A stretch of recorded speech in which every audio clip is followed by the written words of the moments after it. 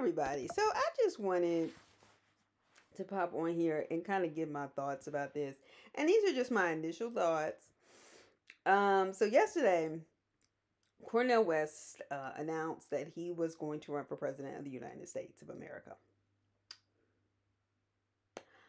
Okay. No.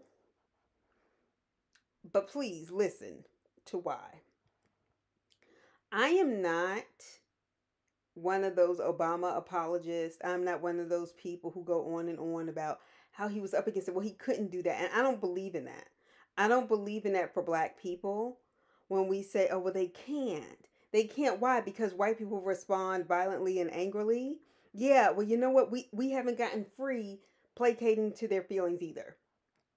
And Cornel West did give often very harsh, but certainly rightful critiques, particularly about Obama's role in continuing much of the exploitation that came with the war in Iraq, which he did not start but maintained.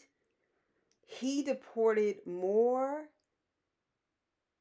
illegal immigrants than any other president in the history of this nation. And so that's why you have to be careful with what people say versus what people do. Because the idea is, he's a black person. Of course, he would kind of take mercy on those, who may have struggled to get in the country. Now, granted, undocumented people, yes, it is illegal. But what it takes to come over here illegally, you have to understand those people have very, very little choice. And Barack Obama would say things like, well, we need to be welcoming. And he was deporting people like hell. Okay? Check the numbers. I'm not making that up. Including children. And Trump had those people in cages. And that was sick. But the reason why he had those people in cages was because they already existed. And the Obama administration helped support that before he got into office. Because the thing about George Bush, once again, be careful people saying what they think. George Bush knew he had that poor, working class white vote, right? Not because he was poor, white, and working class ever. Okay, they had oil money. So what he would say is those people need to get out the country. They can't stay, da da da da. George Bush was not deporting those people. You want to know why? Because his buddies were in big oil, Wall Street, those kind of things, right? They like having people to exploit.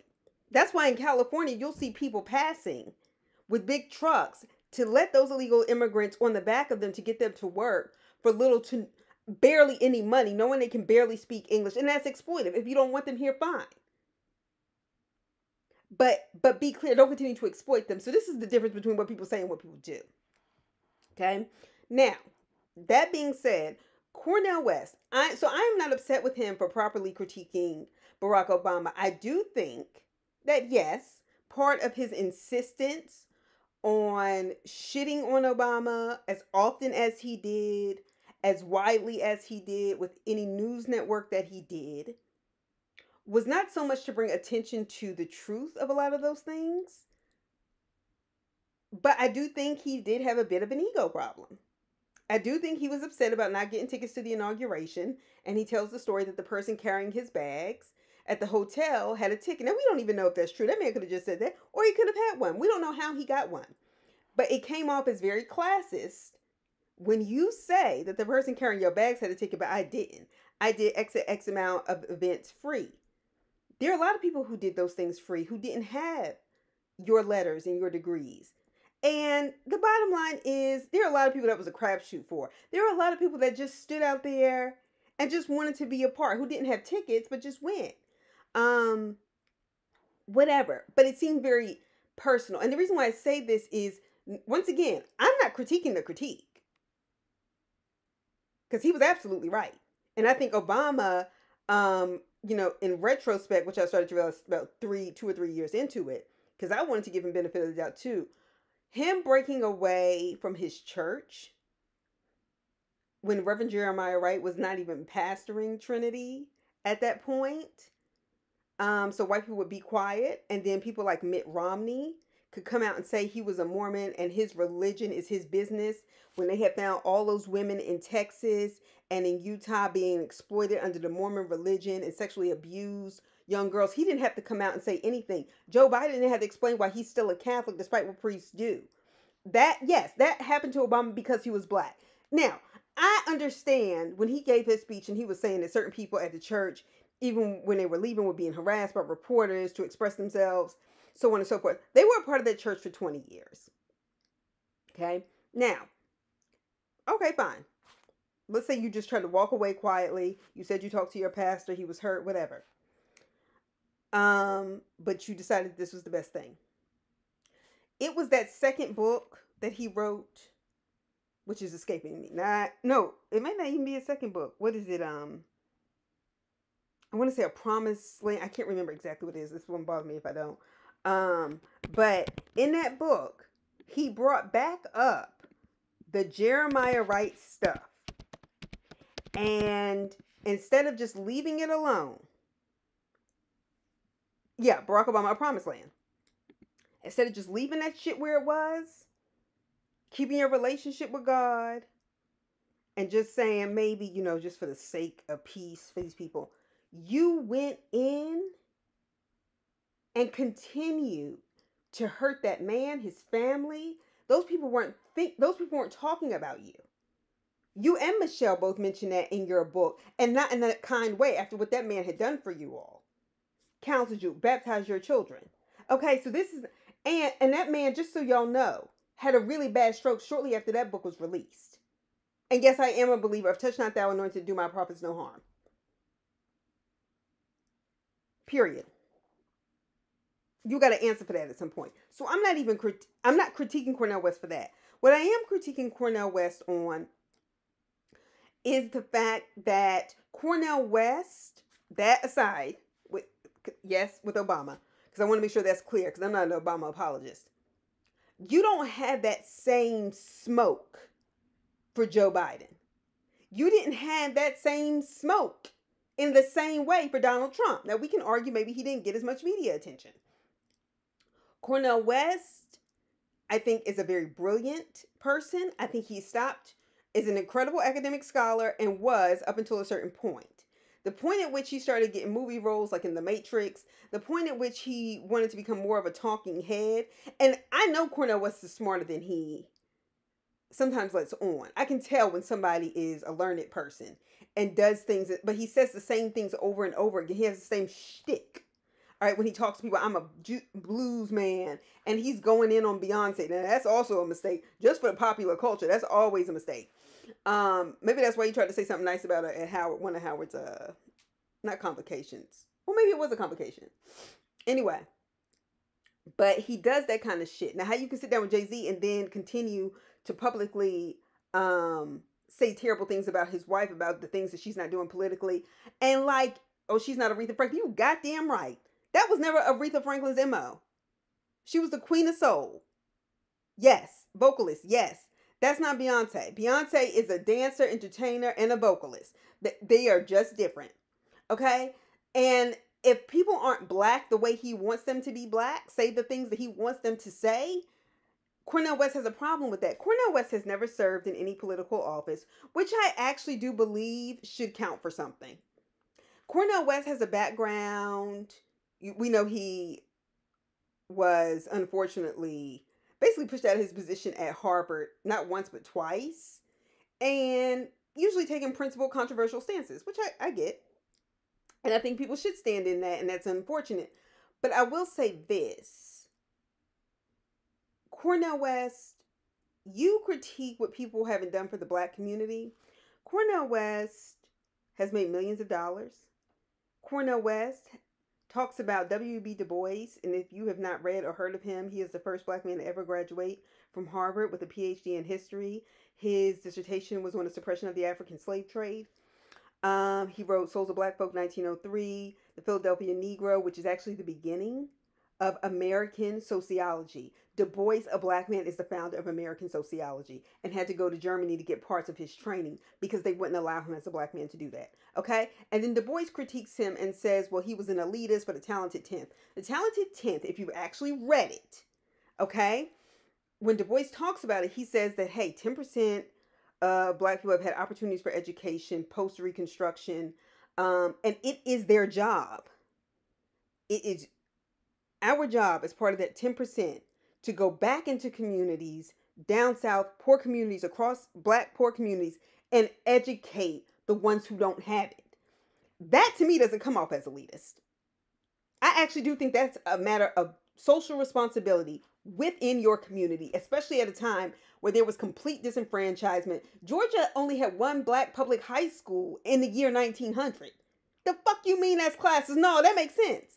Now, W.B. Du Bois does come back about 30 years later when he's given, 30 or 40 years later, when he is giving a speech to Alpha Phi Alpha fraternity, his fraternity, and he basically says, you know what, I was wrong about the talented 10th. Not because the strategy was wrong, but because black middle class people are essentially too selfish to do it. Now, Du Bois taught at Clark Atlanta. It was Atlanta University at the time. Du Bois is a graduate of Fisk University. Shout out to the HBCU family. Went on to Harvard, worked for the NAACP. And he wants to critique him as a classist. Cornel West has made millions of dollars, very smart, never once taught in the HBCU. And I let me tell you some fuck shit that get on my fucking nerves. And Michael Eric Dyson has used this. Cornel West has used this. Nicole Hannah-Jones has said this. I'm not saying that people shouldn't work. You know, okay, let me be clear, or make money. But if your critique is going to be that people should sacrifice for the greater good of their community, when have you ever gone to teach at a HBCU? This, oh, nobody's offered me anything. Harvard didn't offer him anything a second time. He went looking for that job at Harvard and asked them, and that's why he wasn't tenured. He sought that out. So don't act like you have to be offered a job in order to go. Just say you want to make more money. But see, then you look like a hypocrite after making plenty of money and not pouring back into your community. I understand if you want to say in a certain region of the country and you don't want to be bothered with the South. I get it. Du Bois left because he saw a black man's knees hanging in a butcher's window after being lynched. That man's name was Sam Hose. So he says one thing and then he does another. The presidency is just one vehicle of truth and justice. The institution of the American government was literally built by enslaved people. I want you to understand that. We have never had a democracy in this country. You cannot have a country where you say a democracy, which technically means one person, one vote, and you literally have human beings that you own and treat in deed, in policy, and law as property. So fuck the bullshit. So this institution known as the American government has existed as such on our backs. That is not an exaggeration. So when you say this is one vehicle, no. This is about you running a vanity campaign to remind people that you still exist. His background comes from academia. Academia, and I'm saying this as a person who got a PhD in history, is very isolating, is very monastic, if you will, like how monastic, and I'm not trying to insult anybody's intelligence, but as a monk, right? You go in and you just kind of study. And yeah, you teach, but oftentimes professors, once they get promoted, get tenure, that means they go from assistant to associate professor. They don't have to teach as much. So a professor doesn't do the kind of work that a teacher does, one, every single day in K through 12, which takes a lot of work. And so you don't really have to deal with people that aren't like you on a regular basis, right? People of a certain intellect. People eventually, a lot of times with different classes of different races and that kind of thing. But Cornel West has in recent years to me become a clown and almost a shell of his own self. And I'm still not taking anything away from his intellect. I can still listen to that. But him repeating the same things about Ida B. Wells and Henry Highland Garnett, as if these are not black people that other black people don't know about. And maybe some of you don't, and you should look them up. But the same shtick that he throws out there, it's because, one, when he talks to black people, and I have a story in a second, I don't think he thinks we're that smart. I don't. So people talking about, oh, Cornel West is going to split the black vote. How, Sway? To split, you have to actually have significant influence that I do not think he has. Okay, so he was not my commencement speaker at Spelman College. I graduated 2010. Susan Rice, who was somebody working under Barack Obama, who I had watched interviews with before I even knew she was my commencement speaker, like maybe a year or so before. You know, Obama had only been in office like 2 years. And I remember her saying, yes, I'm married to a white man, but don't think for a second I don't know anything about my culture, so on and so forth. Like, she was clear, okay? She was like, do not.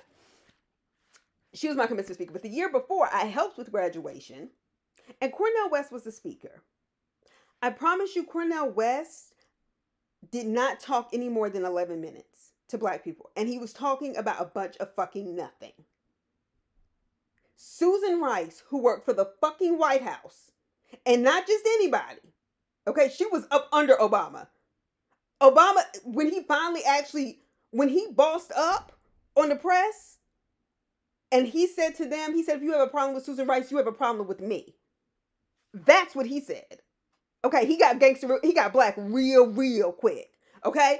That woman, look her up.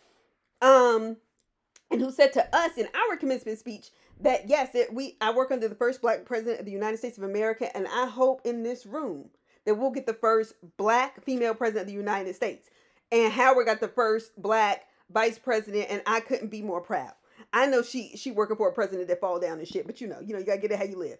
So, okay, but Cornel West talked about jazz and the blues and the things that black women should understand about black men. And I know they're over there at Morehouse. First of all, you're speaking for us. We're paying you. And let me tell you something, Spelman, I'm not trying to be funny, and this is not a read to anybody. Spelman don't pay chump change when it comes to shit like that.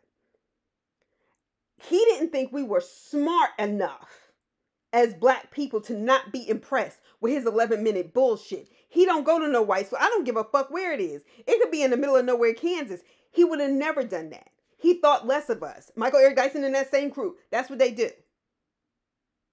So all of this, do I think he expects to be president? I don't know. His ego may be big. Is he married to a black woman? Absolutely not.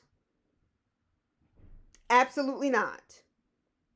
And the way he has attacked Beyonce, Melissa Harris Perry, and Melissa Harris Perry isn't even somebody, like, I'm not talking about these people as if, like, I'm so gung-ho for them. I am for Beyonce. But I'm saying Melissa Harris Perry, who else is on that list? He's going in on people in the worst way.